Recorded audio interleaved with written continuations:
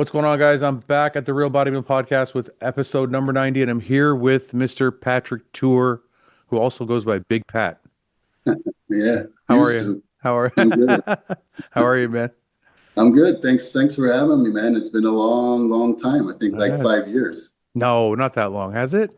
I think like 21, something like, yeah, 4 years maybe. Well, you have a better memory than I do, but I'm happy to have you back. And you, for people who don't know, you're coaching a lot of great bodybuilders, mostly like some of the top names would be Keon or Logan Franklin. What other names are you coaching that I don't know of or that are out there? Well, I don't know who you know or you don't know, That's but right. I'm sorry. let's say for this Olympia, we're gonna have obviously Keon defending his title, Logan in Classic, Fabian Meyer is gonna come in Classic too. Okay. Francisco Barrios is going to be in the 212. Nihat Kaya is going to be in the 212. Okay. He's a 22-year-old kid who has Nihat. enormous potential. I want to show Nihat real quick. He's a special prodigy. Yeah. For those who don't know, is it N-I or N-Y? NIH, Nihat. N-I-H. There he is. Okay. So let's just take a look at Nihat. 22 years old. How long have you been coaching him now? 3.5 years. Okay, look at this kid's wild at 22 years old. This is so crazy. You know, Pat, I don't know if you feel this way, but after being out of the sport for a while, when I look at these guys now, I can't believe I used to be this big. Like, I don't know if you feel that way when you look at bodybuilders. Like, do you recall being, jacked and on stage like this? Look, honestly, it has been such a long time since I felt any kind of jackness in my physique that I don't even remember what it feels like. Not at all, eh? But I just know that, every time I get a chance to work with somebody with this type of talent, Right. I just feel it becomes an extension of yourself, and you relive those sensations through them. But so Right. if that's what you mean, yeah, a little bit like that too. Yeah, I feel it. I feel it, but not physically, more emotionally. I know what you mean by that. Because I don't, sometimes I forget what it's like to be like this, but I do, like when I see Samson on stage, I feel like helping him is an extension of like my Yeah, career a little bit. So I get what you mean emotionally. This is phenomenal, by the way. that was Um, Kuwait Pro. No, Dubai Pro, sorry. is this his best look? Look, I was very happy with the look, but then again, it needs to be overall even sharper. Right. The thing with Nihat is he's so young, and as you can imagine, it's not easy to bring out certain type of maturity detail in that type of physique and Right. balance it out with enough fullness. So he can be very easily very dry, Right. and he can be easily very full. But finding that compromise between the two is where the challenge lies right now. But we're close. We're close. I think for the Olympia, we just need to be just a few percent sharper overall. Right. Is when you see someone like Nihat, you see him this good, and I know it's really, really early in his career, so I don't want to like put anything out there, but like, do you see this kind of bodybuilder going into the open? Like people are making that jump. Do you see Nihat being one of those guys that makes that jump one day or no? Anything is possible. He has a structure which is not the typical 212 structure. Which usually are a little more compact and blocky. Yeah. He's a little more aesthetic. He has a better flow to the traditional, let's call it 212 athlete. Yeah. So I think, we do things. I know this is hard to put in numbers, but we do things pretty slowly with him. We have always done that, Right. and he just keeps growing. So at one point, if obviously we see that his growth wants to go further, I'm not going to put a stop to it. As long as we're not pushing it, as long as we're not intentionally going harder, Hmm. at one point he might grow out of that class. But for right now, I think there's still a lot of maturing to do. We're still able to pull it down to those 212, not easily, but in a matter which doesn't cost us to sacrifice too much. Right. When you say growing slowly, I I feel like it's a tough thing for people. A lot of guys when they're growing, if they're not seeing the scale move or they're not seeing their strength improve, for example, or the performance in the gym of some sort, they don't think they're growing. And I get these messages all the time. Hey, I'm stuck. I'm not gaining weight. I'm not getting. So when you say growing slowly, if the scale's not moving and the strength isn't moving, what is the metric that you're measuring success by? Well, obviously, to improve and not having any of those variables move is very difficult. Right. First of all, using the scale as a measure of growing is very dangerous, and usually you are wrong with it. So that's the first thing a bodybuilder needs to learn, and I think is a very hard thing to learn actually for most bodybuilders. Yeah. But the scale really is never a reflection of how good you are or how good you're not. Sometimes your scale goes up 20, 30 pounds, but in reality, what you have done in terms of pure muscle mass and also to keep your body able to improve, going further is not very much. Right. On the other hand, obviously, like you correctly stated, I think training performance, not only numbers, but how well you train, how well Yeah. you connect to the exercises, what kind of feeling you get, because you can move the same amount of weight and reps through a certain set or even a workout, Yeah. but the way you do it, the way you feel as you do it improves. Right. So I that agree. doesn't, the numbers don't change, but the way you're able to handle the weight and what you get actually out of that weight Right. improves. I So agree. that's still going to improve. Also, you reach, for most athletes, you get to a point, sometimes very quickly actually, where your levels of strength don't need to improve further. Okay. You should not look to improve your numbers. Can I interrupt there for a second? So, me and Ian have this debate all the time on podcast about mechanical tension and how he puts a heavy emphasis on mechanical tension and hypertrophy. Yep. And I'm always of the mindset that that's true to a certain point, but you're only going to get so strong. So there's something else that's working to help you grow. So a couple questions I have for you. There's so many questions out of what we just talked about, but I'll start with this. Feeling is very difficult for people to measure. So when you say like connect with the weight, I know what you mean. You go in there, everything's flawless. You slept well, you ate well, you're hydrated, you're connecting really well with the weight that you're lifting. I totally understand what you mean. But how do you measure that? So people want something to measure. So Ian's a very analytical guy that way. So he says, well, mechanical tension, he can measure that because strength went up 5 pounds, 10 pounds, whatever. If your Yeah. strength isn't going up, how do you measure the feeling? Well, I think using the word measure is maybe wrong Okay. because it's not something you can measure with inches, with pounds, with grams. It's something as a bodybuilder you need to develop as a feeling. Sure. As a bodybuilder, I think with time, and obviously that takes time. It's not something you're going to learn how to do in your first couple of months of training for sure. It's going to sometimes takes years. There are athletes who are able to connect. That muscle mind connection is much sharper, is much quicker to develop than others. Right. So what an athlete needs to learn is to understand what is he getting out of an exercise of a certain set. And that obviously needs to be learned. And as you improve doing that set, you will also feel different. You Okay. from workout to workout, an athlete just has a different way of being able to do a certain exercise with a certain amount of weight and rep. That's you learn that. It's Okay. but it's something that, again, it's a perception, it's a feeling, it's not something you can put in numbers. So if I'm working with you, you're my coach, and I'm 19 years old or 20 years old, this probably wouldn't happen at that age because things happen. You grow pretty fast at that age. But let's just say I'm a new lifter and I've hit some type of plateau.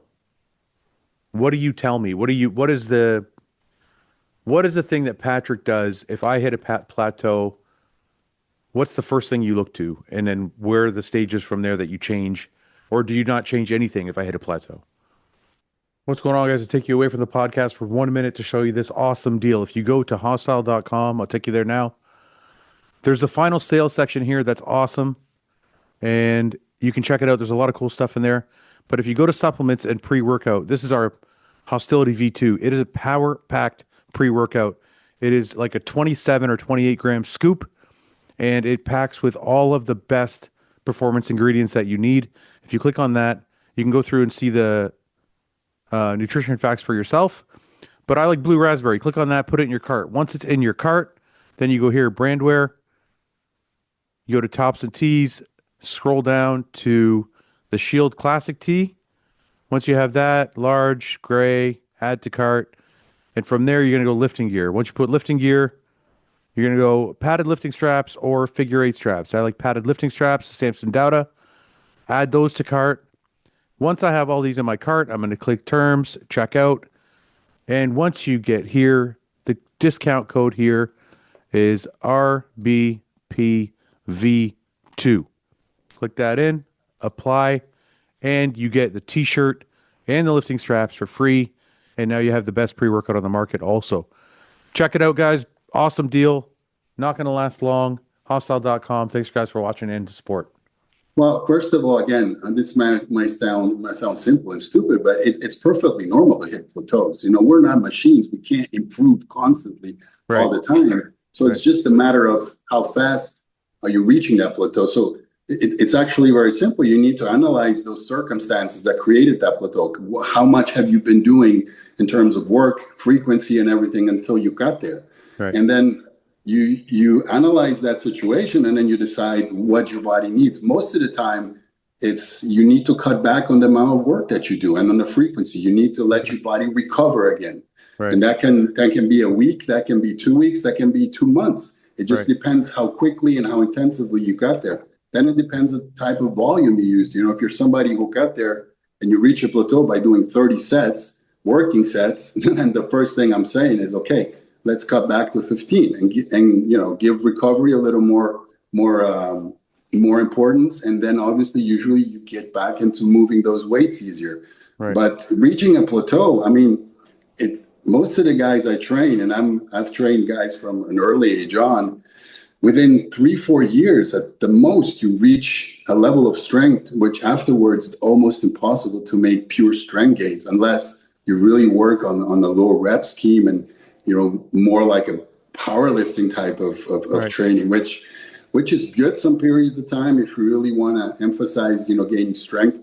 But I mostly do that with athletes who are naturally maybe not so strong, or, taller athletes with longer limbs, those who need to develop maybe more strength than somebody who's compact and puts on weight more easily. But again, you reach pretty quickly in terms of performance, of how strong and heavy you can train, that you max that out pretty quickly. Then it becomes actually interesting. Right. That's where actually you start making those maturity gains, where you need to differentiate the type of training that you do. That's when you can really start to play around once you build that ground of strength. Up until then, it's really simple. Then it starts to become fun. So let me ask you then. So I don't think most people, I mean, a lot of guys that come to you, I'm sure you train all sorts of people, but most of the people watching this have not reached their full potential for strength, for example.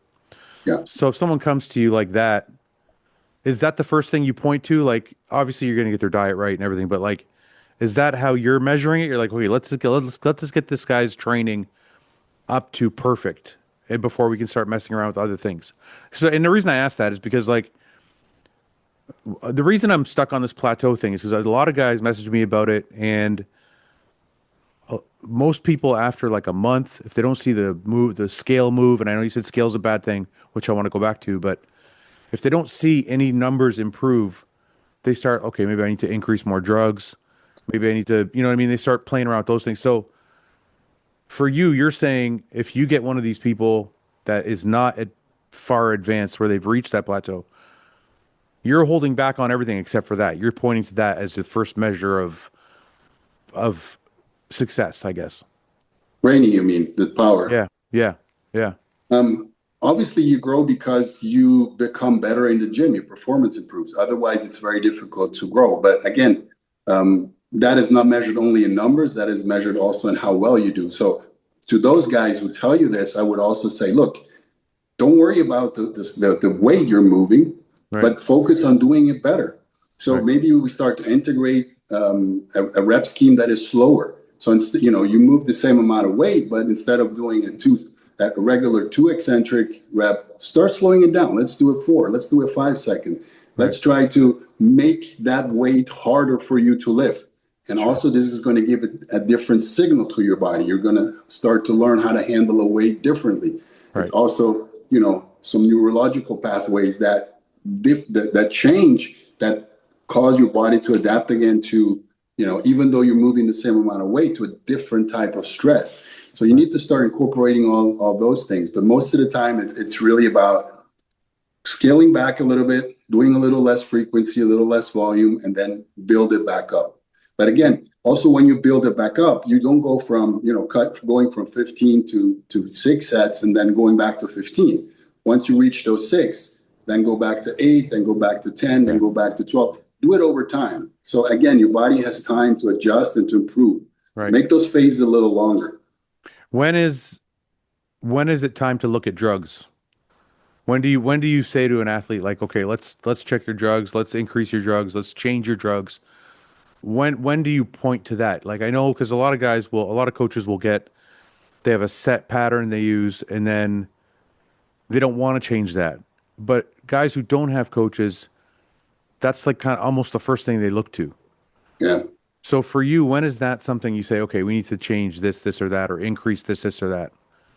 Well, obviously you have to be a little rational and honest with a person with their own genetic ability. I mean, we've been in the sport for a long time. I think it crystallizes pretty quickly how genetically gifted, how genetically prone somebody is to put on muscle. Right. So once you see that, obviously you're always trying to use the minimum amount for the most amount of gain. And that's easy to say, but it's a little more difficult to do and to make an athlete understand. But really use a minimum amount of just total amount and also number of drugs that you use. Don't, just throw everything against the wall and see what sticks, because from then on, there's nothing left for you to do then to actually go up. And most of the time, when you reach that point, it never yields to really good progress. So really do the minimum amount, sometimes even scale back and see if you can actually maintain what you're doing with less. And most of the time, those guys, they see, hey, I'm doing half of what I was doing before. I am just as strong. Maybe I don't recover as fast. So maybe you have to kind of slow down the frequency of your training. Maybe you have to adjust the amount of food that you eat. You can't be as aggressive. And maybe the progress, instead of seeing it in a month, you're going to see it in 2 months. But again, you're creating an environment which is much more prone to actually grow in the long term. Right. So this is probably the most difficult message you have to give sometimes, is to put a break on things and say, hey, wait a second, going this route will only make your head go against the wall harder and harder until your head breaks. The wall is not going to break. Right. So just slow it down, take a step back, see where you actually can be what you are right now with less of everything. I'm talking food, I'm talking training, I'm talking everything. And then work your way back up there. Sometimes it's a matter of weeks, sometimes it's a matter of months, but you have to be a rational thinker in bodybuilding. And bodybuilding, most of the bodybuilders are not rational. That's the issue. But I have noticed in a lot, and I don't know, you are obviously more in touch with the bodybuilding community because you're coaching so many more people. But I've personally noticed a reduction in the importance of drugs amongst the top pros anyway. Yeah. Back in like my era, I felt like it was kind of a free for all.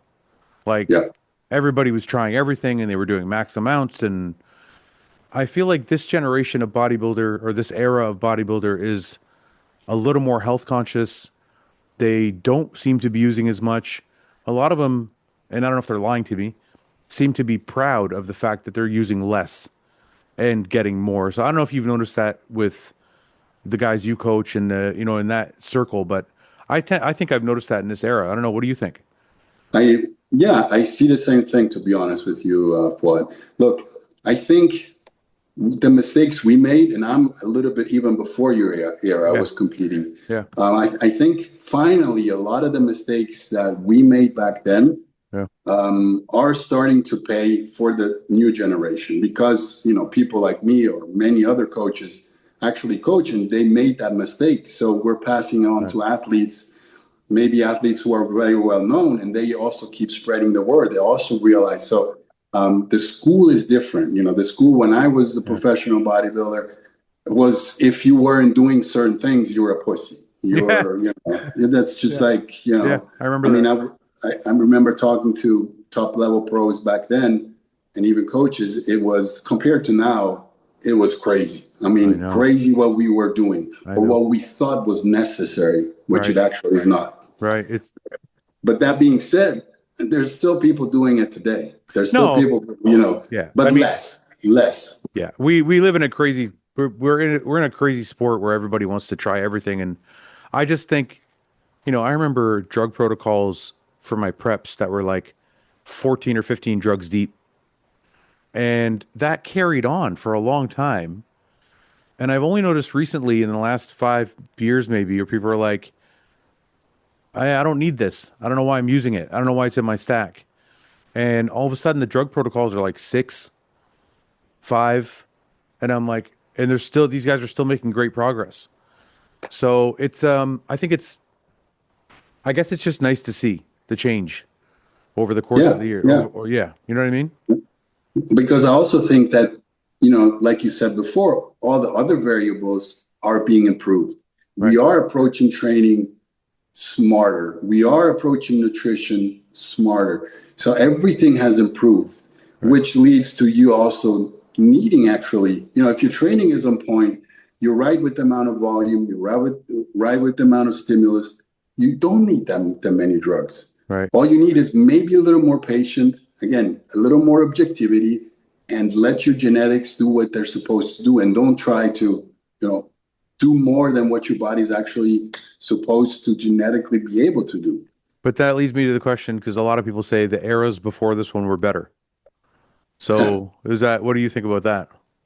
No, I don't think the era was better. I think the talent that was in bodybuilding was better. There was more talent in bodybuilding. Right. Right now, with so many classes, I think a lot of the talent gets drawn to other classes, which kind of dilutes everything. That's why maybe open bodybuilding, you don't have that era. I remember I was in the era of Flex Wheeler, Dorian Yates, Paul Dillette, Chris Yeah. Cormier. I mean, everybody was in there, but also they had no other place to go. Right. Now imagine a Flex Wheeler coming up with the classic category. Would he ever gone to open? He Right. probably would have stayed in classic, Right. possibly even Yeah. a Chris Cormier. I don't know. So Yeah. it's not better. It's just distributed differently. It's funny you said that. I just said that on a solo podcast I did. I said everything's getting spread around. Yeah, What do you think? And in that regard, what do you think of Urs coming in and kind of showing that exact thing? Like Urs was in classic, yeah. jumps over and he has success. What do you think of his success in the class, and what do you think that says to everybody else doing classic? Well, I as a bodybuilding fan, I think it's fucking amazing. Right. I mean, re- respect for somebody who is successful in classic and then goes to open and wins open. Nothing but respect, and Right. it's good for the sport. It Right. creates a narrative. It creates dynamics that open doors for other athletes. I mean, we've had to do it with Fabian in Portugal, where we didn't reach the height we were supposed to. Yeah. So we actually changed the plans for the last 2 days, and we tried to open, and he looked really really good in the open class. But if you would analyze the prep he had for him to get to classic, it will probably make you laugh because the amount of drugs we used is ridiculous compared to what a standard open bodybuilding show is. I think he was fourth at the show that he did, Yeah, if I'm not wrong. yeah. So he missed weight by how much? We didn't miss weight; we missed height. So we were actually, and we measured ourselves so many times. We even had the professional height measures came with us, and Yeah. every time we measured ourselves, we measured in the class we were wanting to go into, and then as we got there, we were measured 5 millimeters, which is like a sixth of an inch, too short. Yeah. Yeah. And then He's we had to, yeah. The choice was drop 6 point something pounds, like 6 pounds yeah. in a few hours and do classic, which was technically possible, but I just didn't want to ruin that look that we worked so hard to get. So I said, look, I prefer for us to go in the open and really display that look that we worked so hard to get and not sacrifice it just to get an Olympia qualification, which, we can still get another chance to get. Right. Is this him in the open? That's him in the open, yeah. Yeah. So I love his physique. I think it's amazing. Um, Yeah, that was how much right out. does he lose any muscle to make weight? Like when he's ready, how much over the cap is he? So here we really did things over a long period of time. So we basically just didn't have to really push him down too hard. We maybe sacrificed, I would say, 2, 3 pounds maybe Okay. that he Okay. could have been heavier, not more. Okay. Now, obviously, to make it to the lower weight class, we're sacrificing a lot more. We're sacrificing more like 7, 8 pounds probably, Right. but At what but point? So this is like 7, 8 pounds. I was talking to Stefan about this too. 7, 8 pounds is probably doable, right? As a coach, you don't think it's crazy. But at what it's point? not. Well, again, sorry to interrupt you. No, no, go It's ahead. if you're prepping for an Olympia where you aspire to be in a first call out maybe, then the changes you get from the look Right.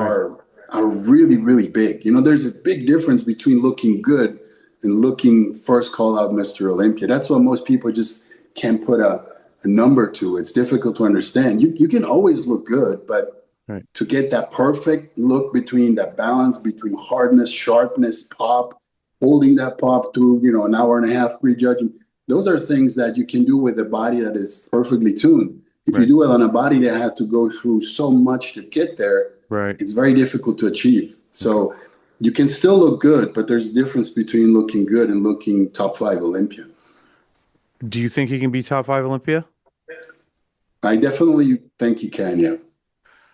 At what point, if ever, does he get too big for the class and have to move to open? Well, if that is something that you steer in the off season. Obviously in the off season you have to kind of put a break on things and know when to, more is not better. So we've done a pretty good off season to where every time we reached a certain amount of weight, we kind of started to scale it back. We didn't want his body to grow any further because it was not necessary, and then would just put too much stress on coming down to the necessary weight again. So I think that is something that you need to address in off season, not just the last few weeks before a show. Well, I guess that's kind of what I'm asking though, Pat, is like in the off season, is this a racehorse that you're not letting run because you don't want him to get too big? No, first he wants to compete in the classic. Yeah, yeah, He's been a top 10 in classic. He's definitely nowhere near a top 10 in the open. So right. you obviously choose that route. But now that we've been through a whole off season and a whole prep, obviously the outlook on things changes a little bit. I'm not going to lie to you. Right. We're going to see what type of look and how competitive he is at Olympia. And then afterwards, I think it's definitely a discussion we're going to have. Yeah, this is crazy. You know what? You make such a good point. Like a physique like this in the open is just wild. Like I agree with you. I don't think he's ready yet for top 10 Olympia, but this physique with 10 pounds of muscle on certain areas, it's like changes everything. And Fouad, better than me. Then when you have weaker body parts, Yeah. now for example, his back can be better. Yeah. Which, when you look at it in the off season, it was decent. It was going the right direction. Right. And when you start pulling things down, Yeah. obviously the first body parts that go are always your weaker body parts. I agree. Yeah. Yeah, I And, know. and you can never display your full potential. Yeah. Um, Speaking of that, I want to get into the Olympia. I wanted to get some predictions from you. What do you think about that? Okay, well, we're gonna get some videos done on he said this and he said that. No, no, it's okay. Let's have some fun. Yeah. I'm gonna create player here. Sorry, 1 second. I have to do this. Let's get you on the board and get some predictions from you. Hey, I'm not gonna shave my head nor my beard. I'm telling you right now. We won't make you do it. Won't make you do anything, Pat. We just want to Okay, all right. gonna have some fun here. Okay. Okay. Create player. Let's see here. Do we add you? Where is Pat, Stefan? No, I don't see you there. Did we add you there? No. Come on. Why can't I add you? I'm not supposed to make predictions. See, Why? How do you I spell? can add me. Is the last name T-O or T-U? To you. That's what I thought. Okay.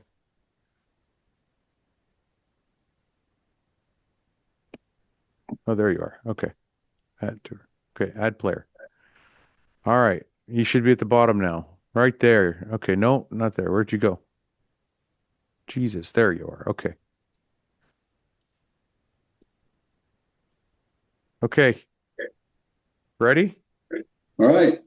Okay. Who's going to win? Let's to knock him out. So I have to put them in order. Yes. All right. Let's put them in order. Okay. So I'm going to base what I say in function of the internet and social media, like most of us do. Okay.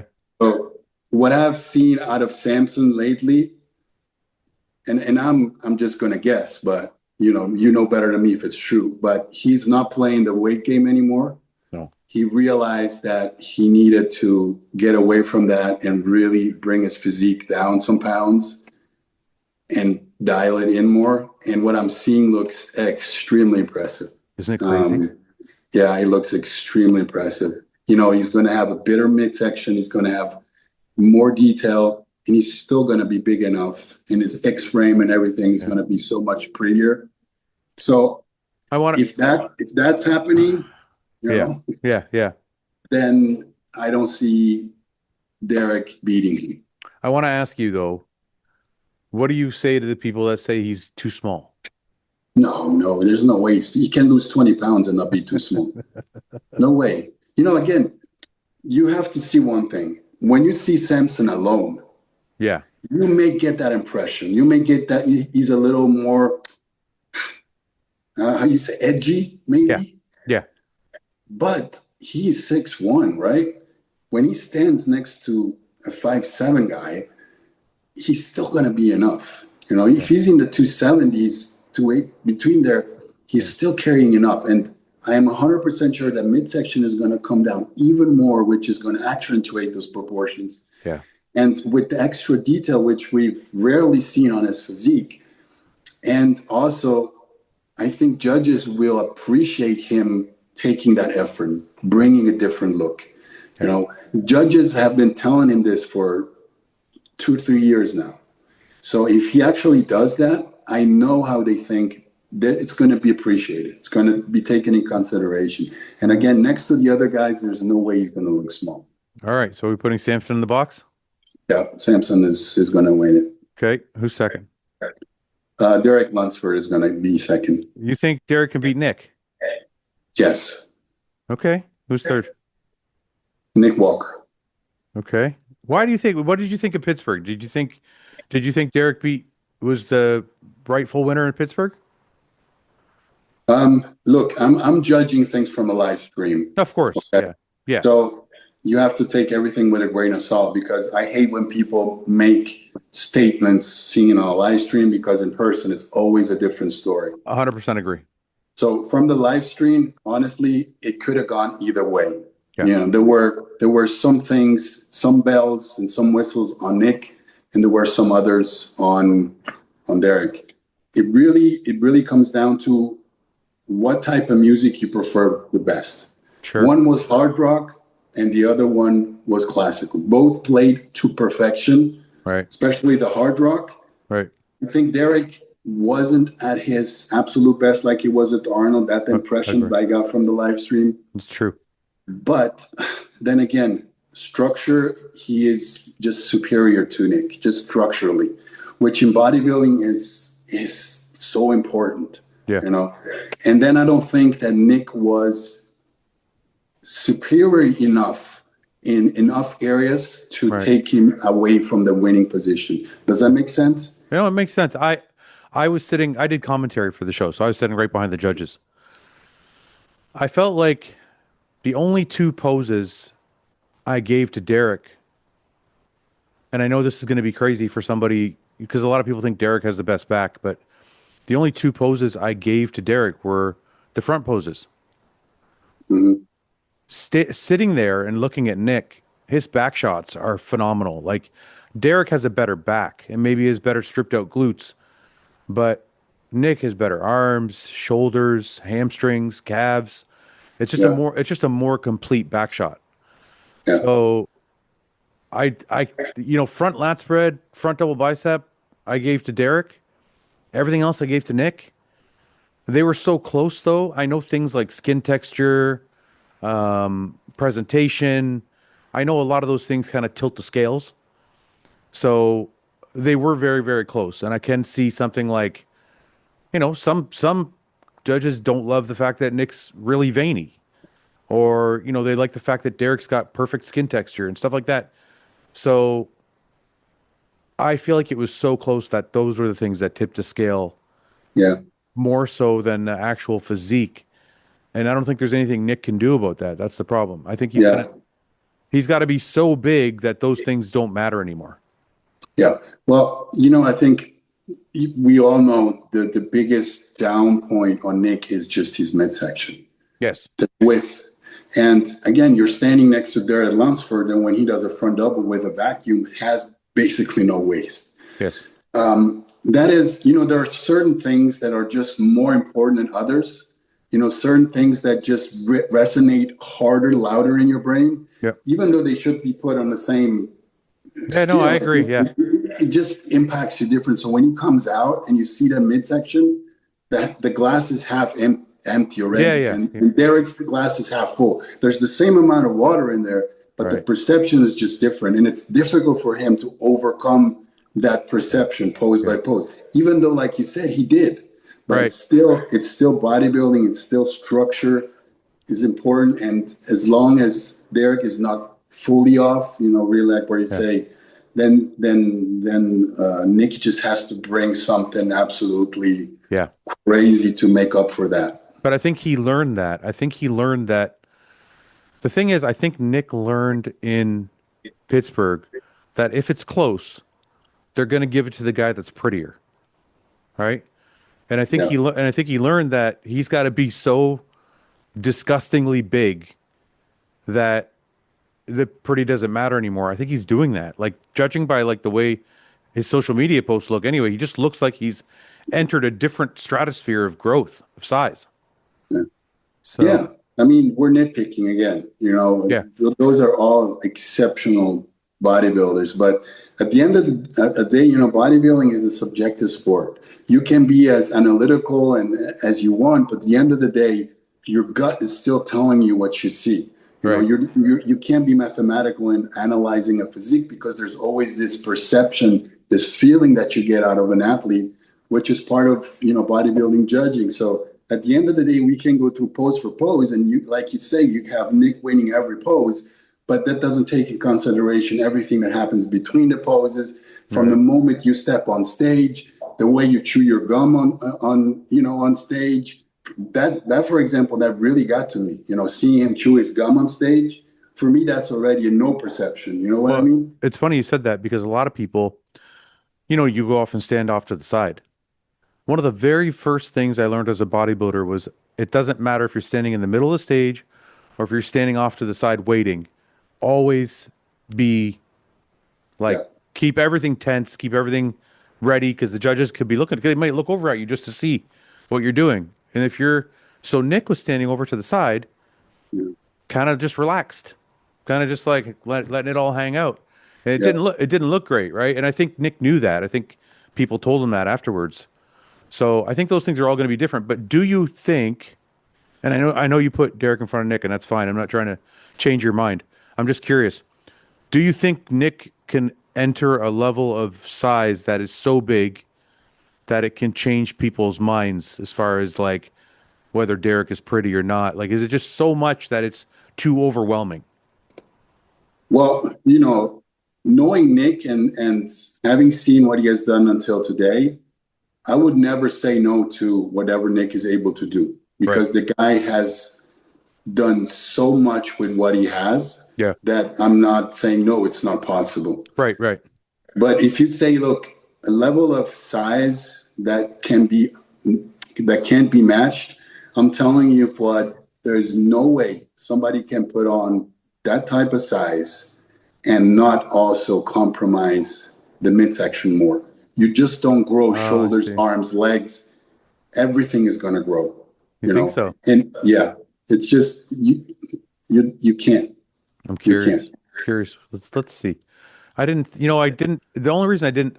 Look, I normally would 100% agree with you, but it seems like the pictures Nick is putting up. It seems like his midsection isn't growing, but everything else is. And I know that's not normal to say. Or Yeah. let's take a look. What's more recent? This is obviously just from the back, but I wonder if he gets up at all. Let's see if he's got a front. There's a leg shot. Here's some shots. It's just showing the back. He's hiding himself. But like, look here. You can kind of see the waist there. It looks similar. Doesn't look too much bigger. You can't see much. Yeah, I wouldn't. I wouldn't What about that? judge. What about Yeah, that? well, doesn't the waist kind of looks Doesn't look good. wasty? I know it doesn't look good to you, right? Look, Okay. That's fine. I like. I don't know. When I look at this, I see a bigger guy with a waist that's not that much bigger. mm, So yeah, I don't know. you're still again. It's a comparison sport, so you're going to stand next to the other guy. So it's not only Right. what your waist looks like, but what does it look like next to the other guys? Right. That's always the question. Look, my favorite Nick Walker physique was 20. When was it? 22 or 21 when he did the Arnold with Ian. Right. You won that. You look great there. That's and that's I also said that to Ian at the time. I said, I hope Nick does not put on more muscle. Right. That look right there was absolutely phenomenal. But I don't think that look would be. See, people say this all the time, like, "Oh, you shouldn't have got." I hate to make this. I don't want to make this about myself, but people used to say that to me. Oh, you shouldn't have put on more muscle. Look how good you looked. You can't stay that way because even though you look pretty, you're not winning. So Nick could have stayed at the size in the Arnold and that look that you're talking about. And I agree, that's probably his best look. But that look, I don't think beats Samson or beats maybe doesn't beat Derek either. So it's like the guy in his mind has got to think, okay, if my best look the way it is not winning and I can't change my structure, then I gotta have to get bigger.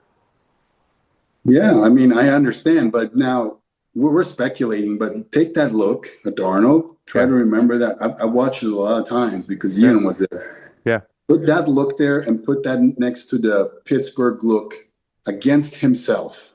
Right. Okay, who would win in today's standards? The way it's judged nowadays, in my opinion, that look there would beat this look. I think I actually agree with that. At Pittsburgh, yeah, I think I do agree with that. And I think that look would have beaten that Derek Lunsford shape in Pittsburgh. But again, the speculations, we're looking at pictures, but that's just my gut impression. Let's see Because here. that look was lights out. That was dug out, was muscular, and that's the best his waist had looked. Yeah, that's 20, what was it, 22? He does look good there. Holy shit. Can we play this? No, we can't. We probably can. But yeah, he looks good there. Holy fuck. Let's see if I can go back. Look at some pictures. What's this from? Is this from that Arnold? That's I think that front double is from there, this yeah. one's yeah, he does look really good there, eh? That's what I'm saying. That for me, that's it right there for Nick Walker. Here he is. The amount of separation he has. See how his V taper, even though he has less mass, Yeah. it's just a different perception you get out of his physique. Well, here's a comparison here with 2021 and 2023. He's bigger. This is a good look here too. Well, I don't think that comparison is really scaled right. Yeah. But just look at that side tricep next to Ian. I mean, look Yeah. at that midsection. Yeah, he does. He looks really good. That's as polished as they come. Is this that's Arnold Classic too? Yeah, he does look really, really good there. You're right. Yeah, I don't know if I disagree. Like if he stayed like that. That right there, in my opinion, would have beaten a Derek Lunsford in Pittsburgh, possibly. Because he's big enough. Yeah, he is big enough. You know, at one point, bigger is not better. You know, there's a certain degree of muscularity. Look at what Samson is doing now. Same thing. He's going back. Yeah, he's going backwards. Yeah, it's just not necessary to be the best you can be because it takes away from other things. Right. Yeah. Look at that. Yeah, that's pretty amazing. Yeah, you're right. Look at the polish and the quad separation. The quality of it, yeah. The quality of it's really nice. Yeah. The proportions between waist and quads. Yeah. Yeah, I mean, for a guy that's not known for his structure, this is a really good front double bicep. I mean, it's not you don't say this is pretty, but you don't say it's not bad. Yeah. It's okay. Yeah. All right, let's keep moving. Nick Walker third. I don't disagree with what you're saying. Okay. Is Hadi coming? Let's assume he is. Well, then he's fourth. Okay. Hadi, you don't think he's going to be able to, you don't think he's angry from last year? Because a lot of people are like, Hadi's angry, he's coming back crazy. Hadi's going to look fantastic like he always does. But if I take everybody at 100%, an improved Samson, a perfect Derek Lunsford, a crazy Nick Walker, then, I mean, they are interchangeable, but I have to give you a number. So, yeah. You know, out of those, I mean, if the Arnold Classic Hadi shows up, he can be beating Samson. Yeah, yeah. So, you know, you can flip him wherever you want. Okay, we'll leave him like this. Who do you got? Who do you got fifth? Then it becomes a little more difficult. Well, you got Martin, Andrew. Yeah. Here's all the guys to choose from. You know, you got Martin, you got Andrew, you got Good Vito, you got Rubiel, you know, Bonac, Curry. You get some of these guys I think are all going to be second call-out guys. Well, I think just simply based on, you know, past placings, I'd probably put Martin there. Okay. And I think they have enough experience now. They collected enough data where they missed the mark a little bit for a few times. Yeah. So I think they become much smarter and knowledgeable about what he needs to do to bring that sharp look again. Yeah. That if he does, he's definitely in contention there. Okay. 6? I'm going to go with a name that maybe nobody or not a lot of people have on the radar, but I really like Good Vito. No, people are talking about him. Okay. Vito's a good one. He has everything. He has really everything. No, come on. Come on. He has everything, what? You think? You think he has everything? What is he missing? Oh my God, a lot of things. What? Okay, I'm not a hater. I hate this because people get so mad. I'm not a hater. I like Vito's physique. His posing needs help, yeah. But my question is to you, why isn't this popping up? What's going on with my internet? What body part doesn't he have? All of them. And crazy X-frame. Why isn't this not working? What the fuck is going on here? I mean, Andrew Jack can be there too. He can be even higher, but you know, it's always a question mark how sharp he's going to show up. So you put Vito above Andrew? Well, a really good Andrew beats good Vito, but how good is? I don't know, okay, let's assume it's a good Andrew. Then Andrew is there, and good Vito is after him. Okay, you sold me that one. Okay, let me see. Put him in the box here. Put Andrew. Where is he here? Andrew Jacked, and then we'll put Vito. Okay. Baruz is not at Olympia, right? No, he's not going to make it. I don't think. Because if Baruz was there, he is somebody who can crack that top 6'5" too. You know. I know. I don't disagree. He's an incredible physique. Okay, let me do this because my Instagram isn't working that great. So let's go to Google.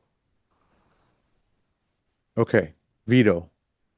Vito, when he's posing like this, he's not missing anything. This is his best pose, the front double bicep. But when he's on stage, that's the only pose that is perfect. When you go to the side, it's the quad. The quad overtakes everything. Everything is look. There's no hamstring. Yeah, but is that more of a posing issue or No, He doesn't have an issue. I think he's got massive quads, and I Look think at the look at the hamstring from the back. When he does a back double, those hamstrings are absolutely nuts, like no, Nick Walker level. no, come on. This He, is he a just doesn't pose them correctly. You think so? Oh yes, I he don't doesn't know. pose them correctly. That leg from the back, I've seen it sometimes on stage where Here it it's is. crazy. There it is.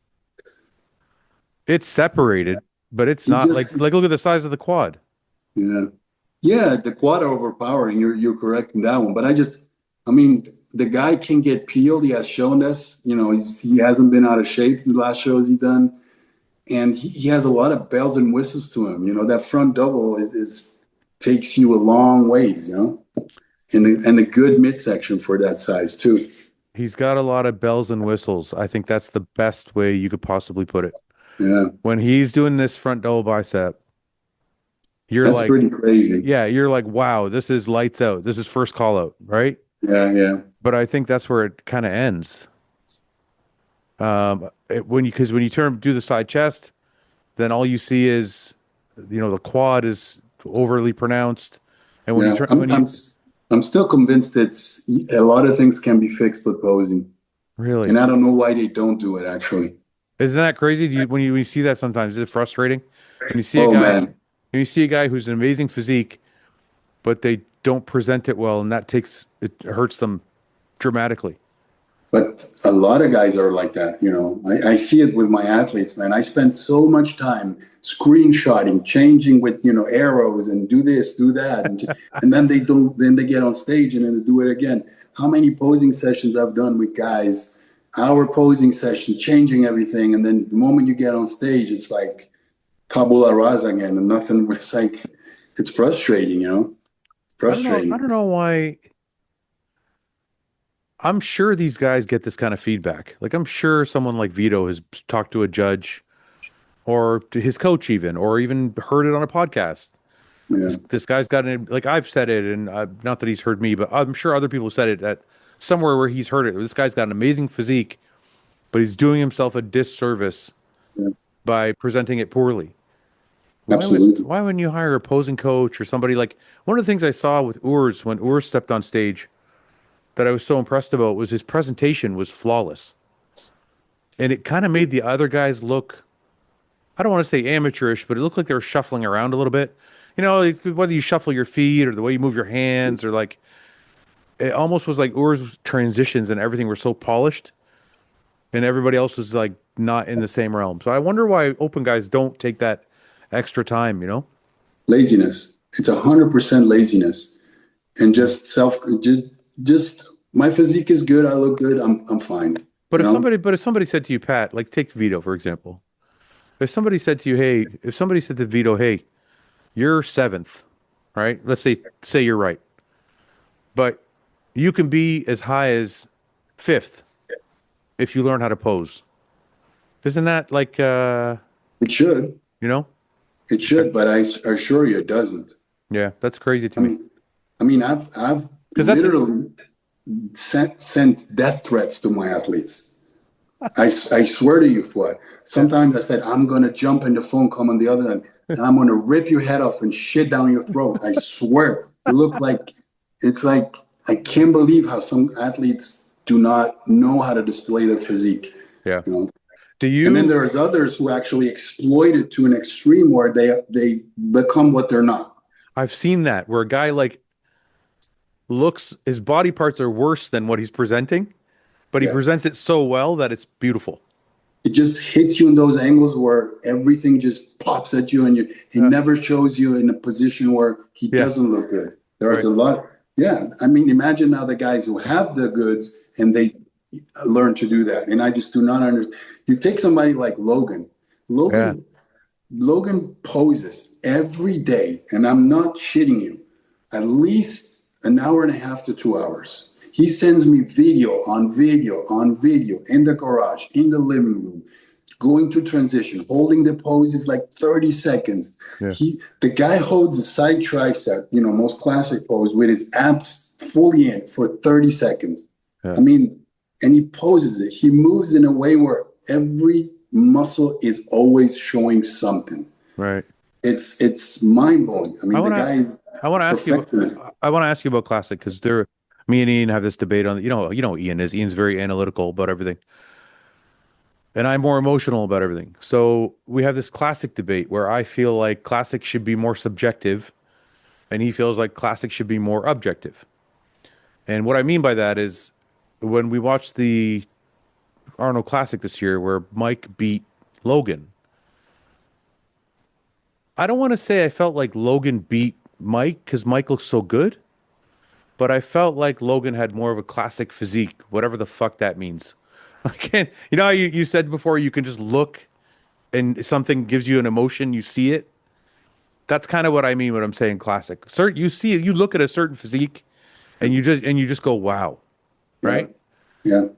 So I guess we have this running debate where, and I've seen it online all the time in comment sections, where should classic be like bodybuilding, where the criteria is, muscle bellies and symmetry and conditioning and just like bodybuilding, but with a weight cap? Or should it be the unique physique that looks better than the rest? I think it should be all of the things. Now, what you need to decide is what are you going to use as a measure of importance? Everything that you mentioned, how much importance do you give to it? Right. Now, they are giving classic, the size in classic, they're giving a very high importance. Yeah. And they're giving everything else depending on the size importance. Right.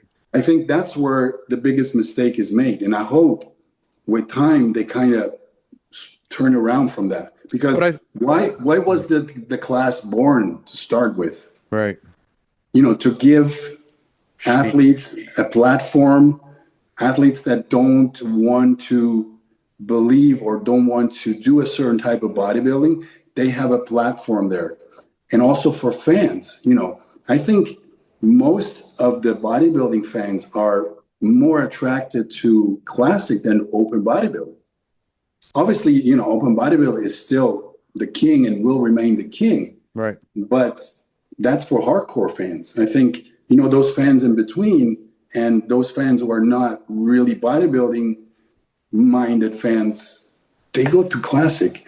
And I think if we are going to reward mass first classic, Yeah.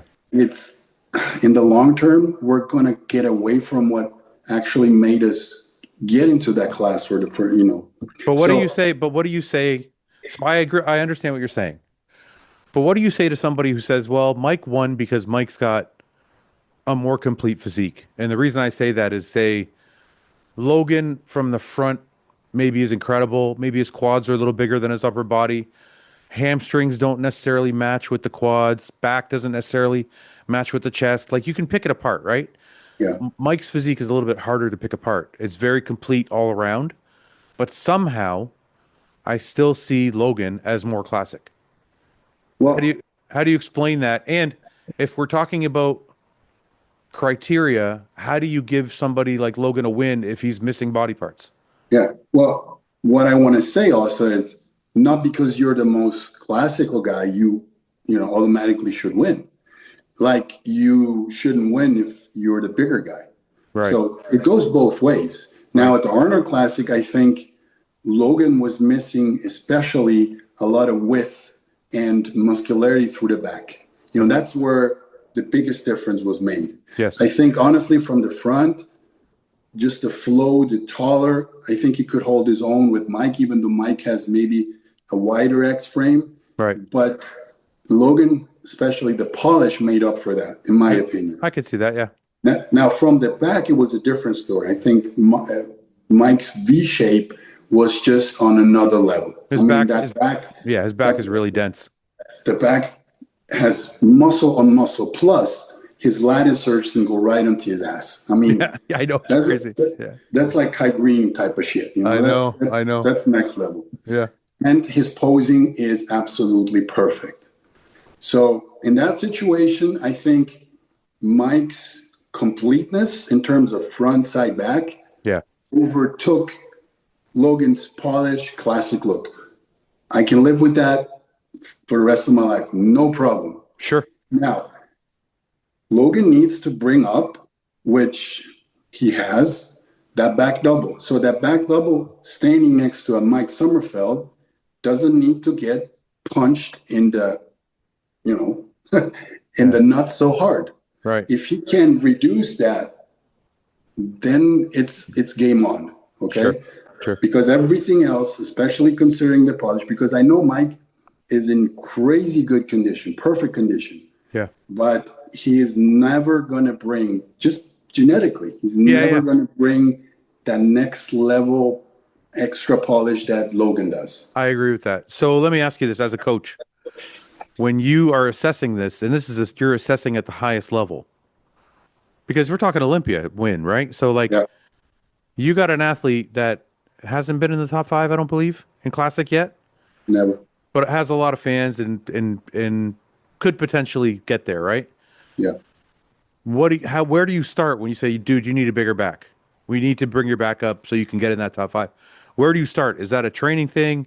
Is that a food thing? Like, what do you do after the Arnold to change between Arnold and Olympia? Well, the first thing you do is not jump on the next show. So remember, I think even you and me, you text him and you said, hey, come to Detroit. Yeah, that's right. And so I'm like, we can replicate or we can do something similar, but that's already, again, a lot more stress we're putting him to. And then again, always thinking about the Olympia is like, that's a lot of less time that we have to actually do what we need to do. Right. What if we, don't win that show? It was too much risk compared to the reward factor. Yeah, I get it. Okay? Yeah. So we went straight back to an off season. We have basically almost 16 weeks off season. We kept the weight. Logan never goes up with weight, even though he's eating plenty of food. He's not somebody who, blows up. I don't have to worry about that. Yeah. Kept it, but just made sure he's training. We keep talking about his back training and keep telling him, just lift that shit off the floor. But when I ask you, we'll get into a little bit specifics. So let me just run through these questions. Does his training change frequency wise? Like, is it one back day a week, 2 back days a week, 3 back days a week? How does that change? He's always done a width training and a thickness training. I love that. Yeah. Always. Yeah. One session just focused on, rowing movements more and more, width from the top pulling movements. So for people watching, and I don't want to make this basic, but I'm going to make it basic for a minute because people watching are all levels of, advanced to a beginner.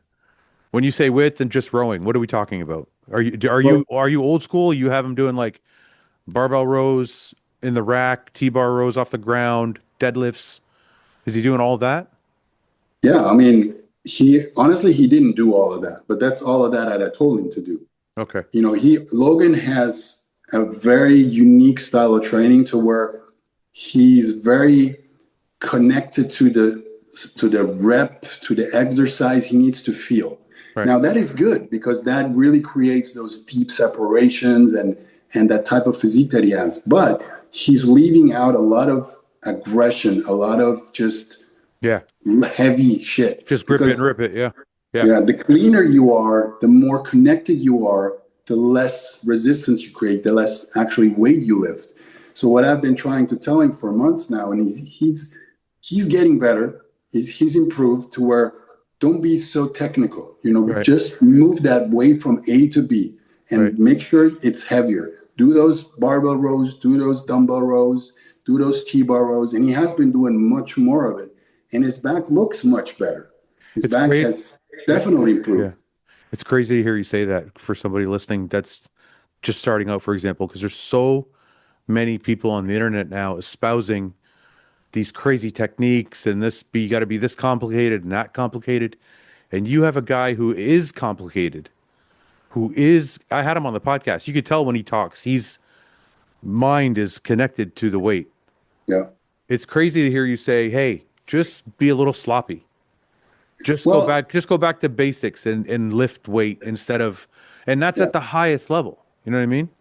Yeah. Well, I don't mean necessarily sloppy. I took that too far. I didn't. Yeah, I know what you mean. Sloppier. Right, right, Okay, I can right. live with slop here, but to improve your strength, you can be perfect in your execution. You're not going to get stronger if you're trying to feel every second of the contraction and hold it and squeeze it. That's just not possible. But That's that's not the way you but get that's stronger. but that's counterintuitive to what a lot of people are saying now. And I don't want to get you in a debate with I'm not debating myself. I'm actually just trying to learn. So you think, or I'm trying to help other people learn.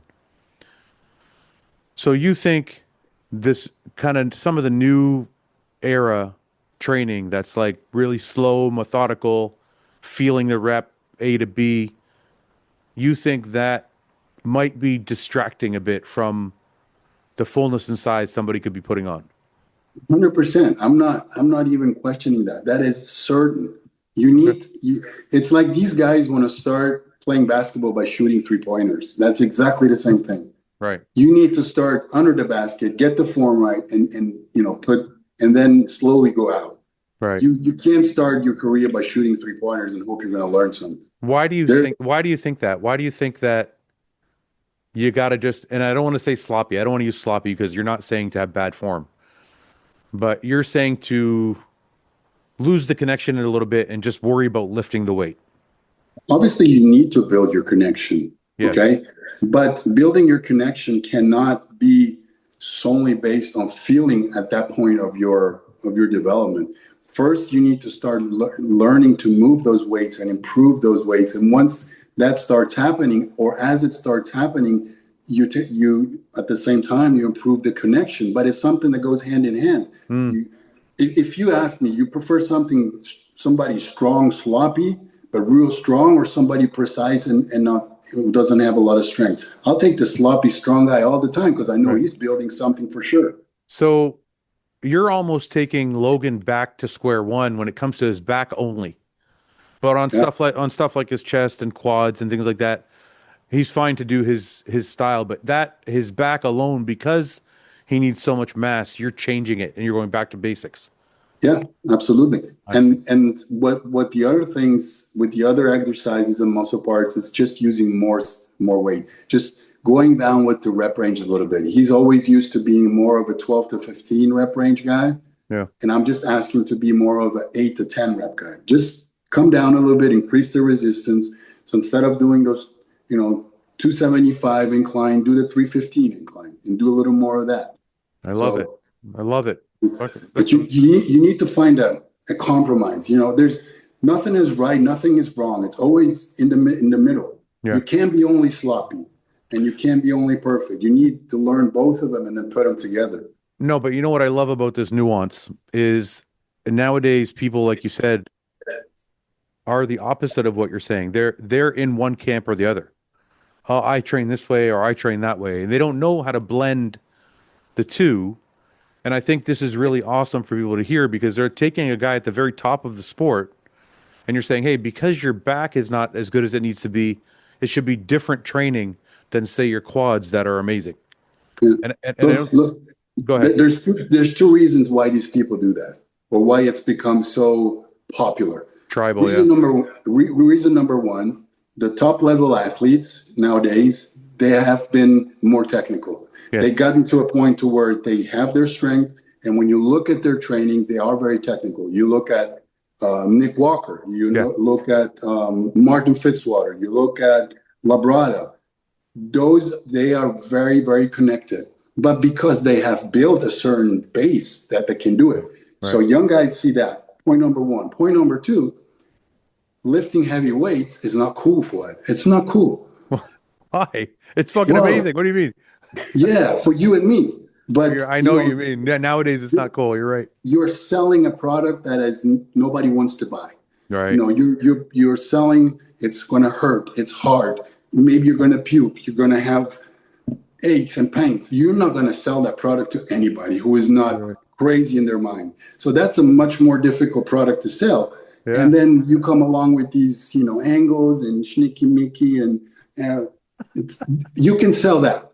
That's easy to sell. People Yeah. will buy that, and people will feel they're bodybuilding because they do that. If you sell them Branch Warren deadlift or Ronnie Coleman squat, people will just turn their head and go and play volleyball instead. You know, they You're just right. want to buy that. So those two factors, it's an easier product to sell. And then people are sheep. People always want to be part of something. Right. So if the internet is going towards the scientific correct execution, which again, I'm not saying there's no truth in I that. know. Yeah. Yeah. I'm just saying it makes sense once you've achieved a certain level of muscularity and strength. Okay. Right. Then you can prioritize that. Then it becomes more important. So these are the two reasons. They look Yeah. at accomplished athletes which have acquired the right to think that way, and they're looking at all the social media with everybody, all their teams, this team, that, doing, you know, this chicky training, which I go to a gym here in Milan, a Yeah. huge gym, Yeah. thousands of members. After 30 minutes, I just want to punch myself in the nuts because nobody, I mean, there's a squat rack and there is Nobody's using it. Yeah. I mean, it has dust on it, you know? They're all in the machines with their tripod and squeezing their elbows out, and Yeah. Yeah. everybody, which again, I they're just, training correctly, but they're not making any damn gains. well, they're training correctly, but they're not training correctly in sequence. You got to do this. I'm going to go back to saying sloppy. I don't care. You got to go back. You know, Luke said it best. It was I forget exactly what Luke said, but it was like, you got to paint with a broad brush before you get the fine Yeah, paintbrush out. You know what I mean? You got to get the roller out and fucking roll the wall before you get to the fine edges. But I agree with you. It's so funny that you put it that way. You can't sell hard work. You can sell science and angles and yeah, I get it. you Interesting. can sell talk. You can sell talk. You Yeah, know, yeah, yeah. people are attracted to talk. The more you talk and the more you sound correct and the more you sound scientific, hey, that's a product that is selling Yeah. millions of YouTube views. Yeah, yeah, of If you course. if you put somebody on a deadlift rack and have Yeah. him deadlift 700 pounds, you'll get. Look, last year I had But I this. gotta disagree with you for 1 minute. There's one caveat to what you're saying. Sam Sulik is 23 years old now, I think. I don't know, Yeah, whatever. He was 21 when he was on our team. And he was selling hard work. You know, he would go in the gym and squat and deadlift and fucking yeah, grunt and he'd shitty form and sloppy, but he was putting on mass and he's got millions of followers. yeah. But he was also selling the food he was eating, the shakes he was I doing. know, but I'm You just know saying that. he was somehow, you know, it's really interesting because it's interesting that you said that. Out of all the bodybuilders, he's the one guy who was able to be sloppy and heavy and squatting and still sell it, you know? Yeah, but I don't know if that was the product that belongs to him that was selling the most. I think his personality His and personality was, yeah, the coolness about him yeah. was weighed more than the The training squats. itself. You Yeah, know, yeah. yeah, I I agree. think okay, that this cool guy is doing this stuff. That the Right. cool guy is selling more than the Yeah. stuff that he was doing actually. I did really like, you know, I did really, really like that though, that in an age where there was so much stuff being sold that was easy, that there's this kid out there that is like going against the grain and winning, you know, millions and millions of people watching.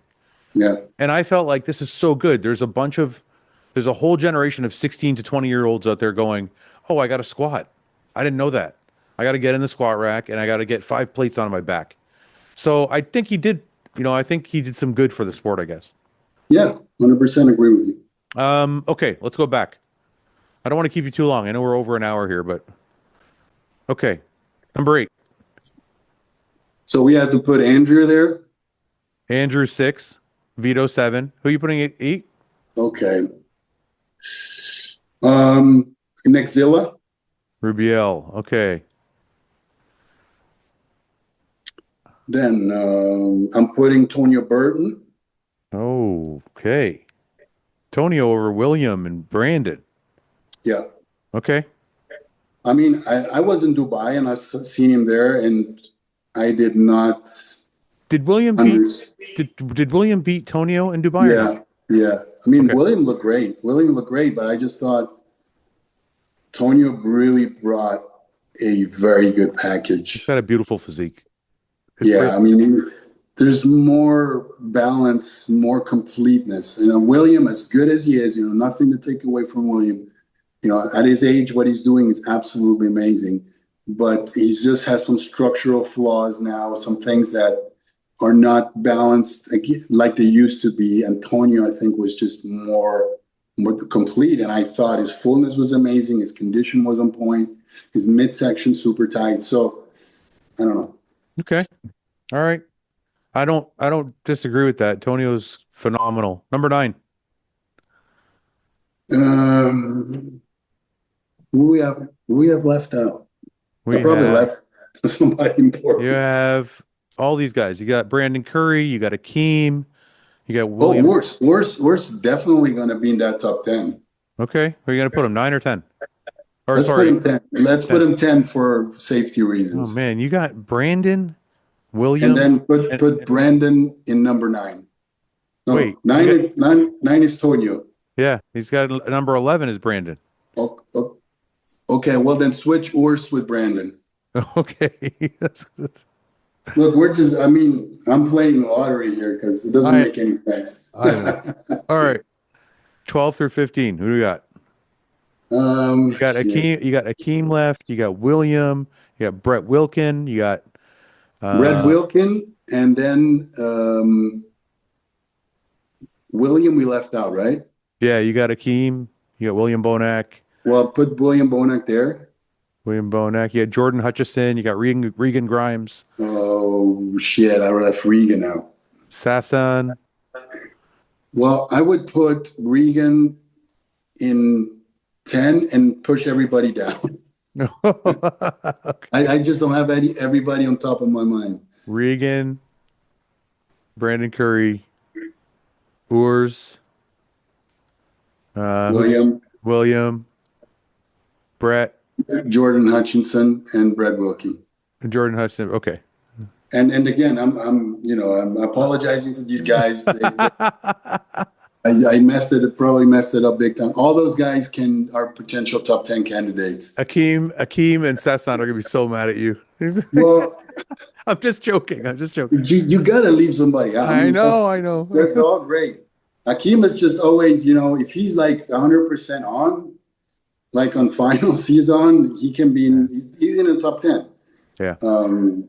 Sasan probably structurally is the guy who has the most flaws out there, but he's always got a great muscularity. He's always in shape. So Patrick, before you go, how are you doing? How is business? How is everything? Are you good? I'm good. I'm just having a little issues with my father is not really well, has not been very well. I'm sorry to hear that. I'm the only person here who can take care of him. So I've been a little not able to travel and do a lot of things I'd like to do because he's in a really bad spot. So Sure. that's the only thing that, the guys who work with me, they know. Like this weekend, I was supposed to be in Germany, but the situation is kind of edgy. So I just don't want to leave my father here alone. So, but aside from that, we're good. Everything is good. But you can, I think coaching online is just as valuable. I mean, and it's good to be there in person, but I mean, I know a lot of guys who look great with their coaches not there. So, I mean, that's fine. It's cool that your clients also give you that leeway to make sure you're there for your father, you know? Yeah. Well, their work is important, and if I'm not able to be there, the guys know that I am 100% reachable every second of the day. And I had Patrick doing his pro debut in Germany, and I mean we called each other probably 10 times during the day, and he was taken care of. He knew what to do, and we put it on point. Everything was on point. Are you still enjoying coaching? You still love your job? Oh man, I probably love it more now than I ever did. Really? It's I'm privileged to be able to work with some really amazing athletes. Obviously, not you don't create a connection with everybody the same way because All right. of just different personalities. But I'm blessed that I have a lot of guys with whom I have a great connection, and we are achieving amazing results with them. And just to see them have the success is I don't know if there's a better job in the world, to be honest with you. You know, I can't imagine doing anything else. I love it, and I love bodybuilding. I love that. All right. When I'm better, when I'm out of my cast and everything, and I want to come back, are you going to coach me?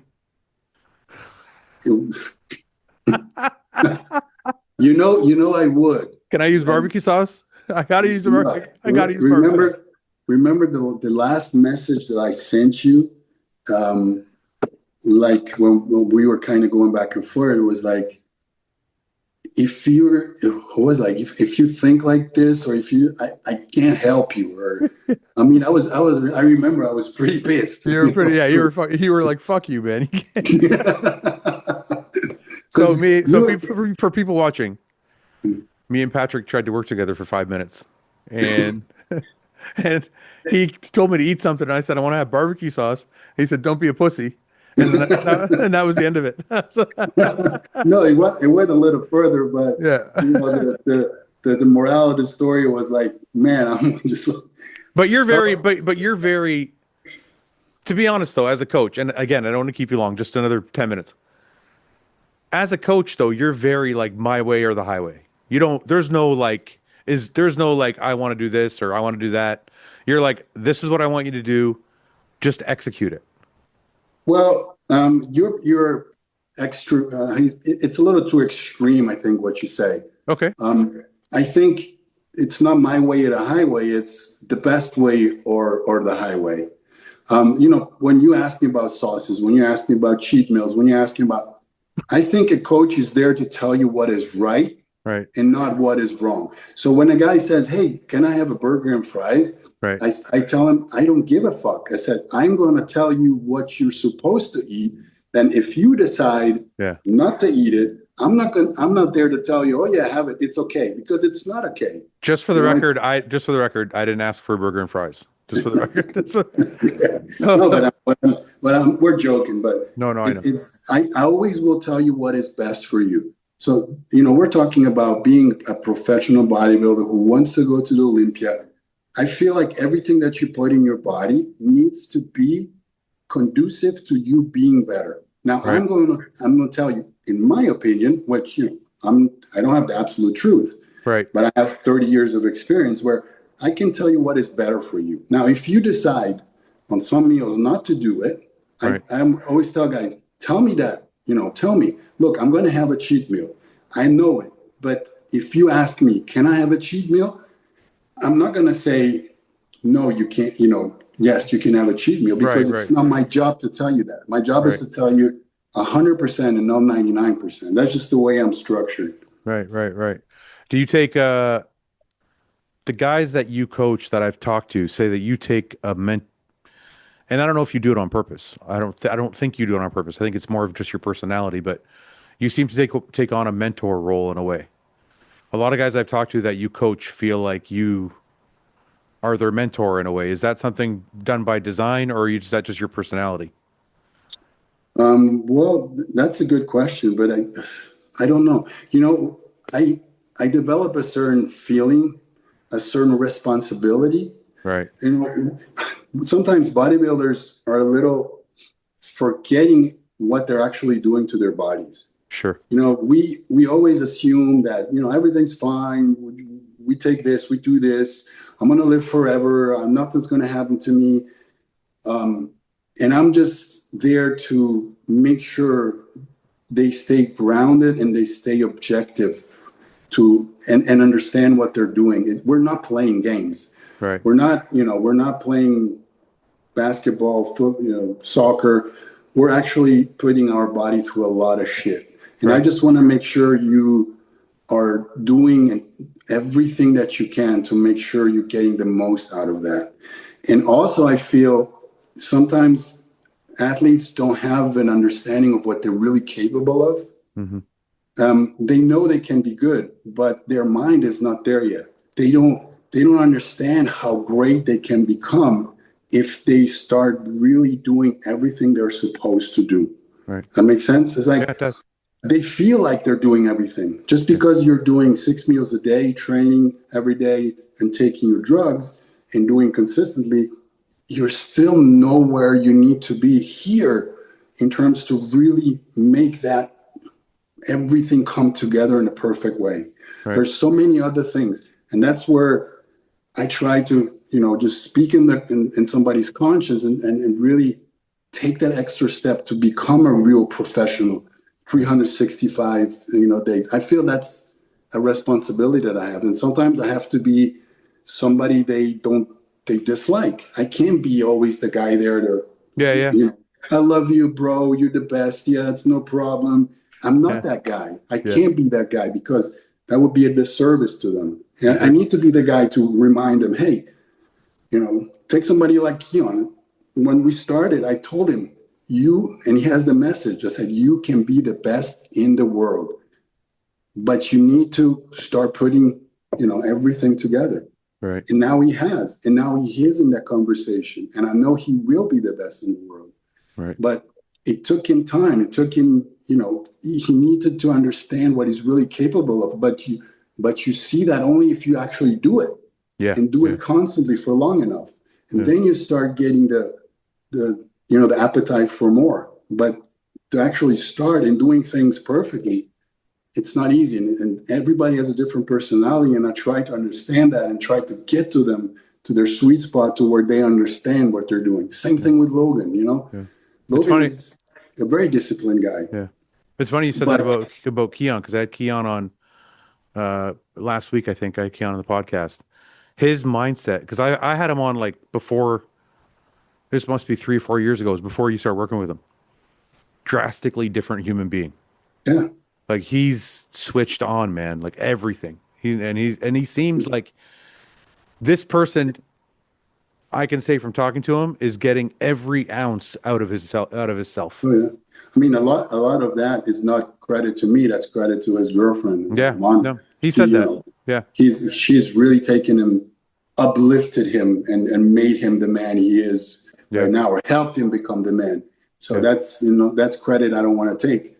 No, But no, I'm not saying that. I'm just saying yeah, whether but as it's an athlete, yeah, yeah, as an athlete, I'm not saying it was you because of you or because of her, just him as a man. yeah, yeah. He seems like he's got it dialed all the way to 10. Like he's getting every ounce out of his body that he can get, you Well, know? man, I can tell you a story. You'll laugh. Our first Olympia, he was in Planet Hollywood. I was across in the same building where Ian was staying and everything. And I remember we had a meeting at 6 a.m. in the morning. He would, Mm. come over. We had a little gym there. We pose and then decide what to do. And he was late. Yeah. He was late. And like 5 minutes. And I called him and I said, Rory, oh, I'm coming.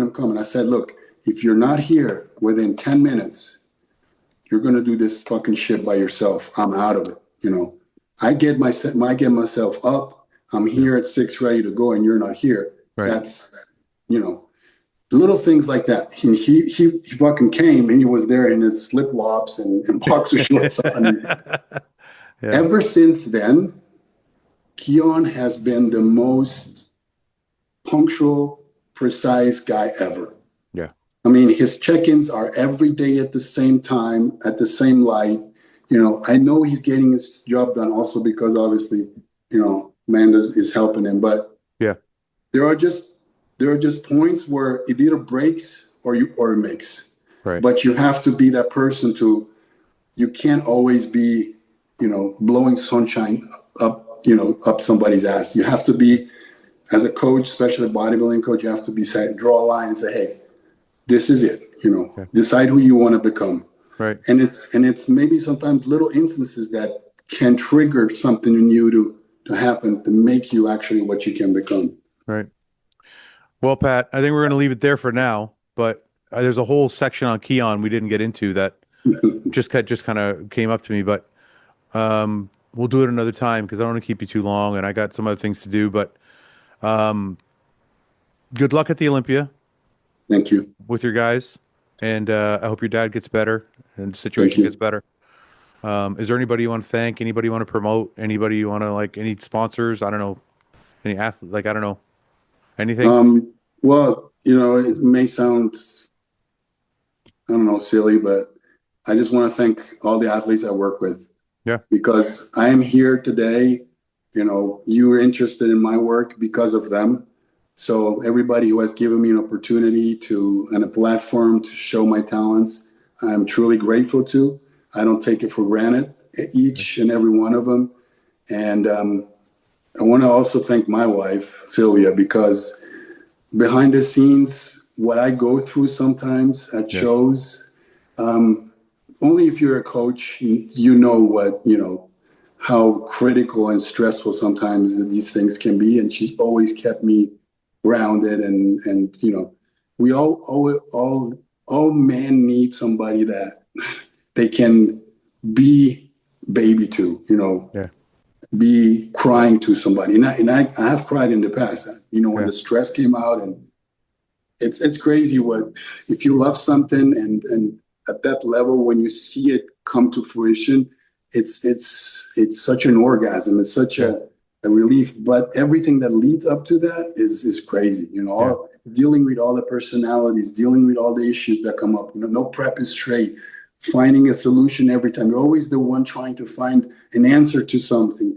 Right. It eats you up inside, and you need somebody who can help you balance that out. And Sylvia is that for me. So Of if you course. hear this, thank you, my love. That's nice. All right, brother. Listen, we're gonna wrap it there, and maybe we'll have you on after the Olympia and after another victory. We'll talk some more. Yes. Hey, thank you for having me, Fouad. It's been Of a course, man. pleasure. Of course, man. Okay, Pat. We'll Thank talk you. soon. Thank you. All right, brother. Bye bye. Bye bye.